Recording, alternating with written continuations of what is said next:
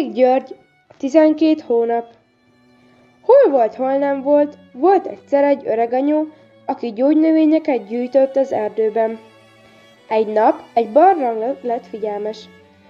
Óvatosan vigyázva dugta a fejét, s uram, fiam, ugyancsak elcsodálkozott. 12 egyforma kis suhancot látott ott egy patkán ülni egymás mellett, szép sorjában. Voltak köztük lányok és fiúk, az egyik fehérben volt, a másik zöldben, a harmadik aranysárgában. Ők voltak a 12 hónap. Meg is kérdezték az öreganyót. Mondd csak meg nekünk, melyik hónapot tartod a legszebbnek? Az öreganyó végignézett rajtuk, és ezt válaszolta. Mind a 12 hónap igen szép, januárban hullik a hó, februárban esik az eső, márciusban bimbóznak a rügyek, mind a 12 hónap egyformán gyönyörű. Akkor a 12 suhanc felállt, és így szólt az öreganyóhoz. Gyere csak közelebb, kedves öreganyó, add csak ide nekünk a kosaradat és a kendődet. Színültig telerakták őket ragyogó arany és ezüst pénzdarabokkal. Az öreganyó kedvesen megköszönte jóságukat, és elindult hazafelé. Ennek az öreganyónak a szomszédságában egy gonosz vénasszony élt, aki folyton ott sündörgött a házuk táján. Most is bekopogott hozzájuk. Elnye, hogy jutottál lelkecskémhez a sok pénzhez?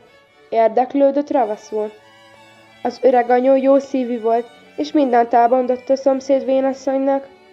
A szomszédasszony azonnal útnak indult, és egy nagy-nagy puttont is kötött a hátára. Megtalálta a barlangot, s ott bent egymás mellett ült a lócán szép sorjában a 12 fiatal suhanc. Megkérdezték őt is, hogy mi állatban van erre, s arról is faggatták, hogy melyiket tartja a legszebb hónapnak. A vénasszony zsémbeskedve felelt kérdésükre, egyik sem ér fabatkát sem, rossz valamennyi hónap. A suhancok erre elkérték a puttonyát, és megtöltötték valamivel. Hogy mivel, azt nem tudta a vénasszony, mert egy kendővel letakarták. Nagy nehezen sántikált haza a vénasszony, mert a puttony alaposan nyomta a vállát és a hátát. Ahogy hazaért, rikoltozva szólította valamennyi gyerekét.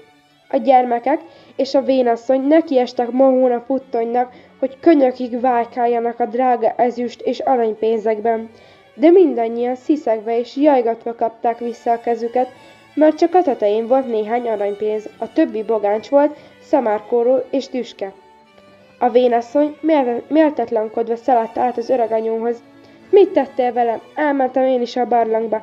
Beszéltem én is a 12 suhanccal, megtöltötték az én kosaramat is, de pénz helyett nekem szamárkórót, tövist és bogáncsot adtak. Az öreganyó most már magyarázhatta a pórúját vénasszonynak.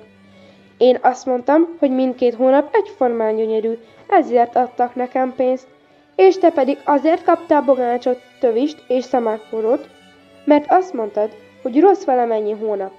Mert a 12 hónap mindenkihez jó vagy rossz, az szerint, hogy ki mit vár tőlük.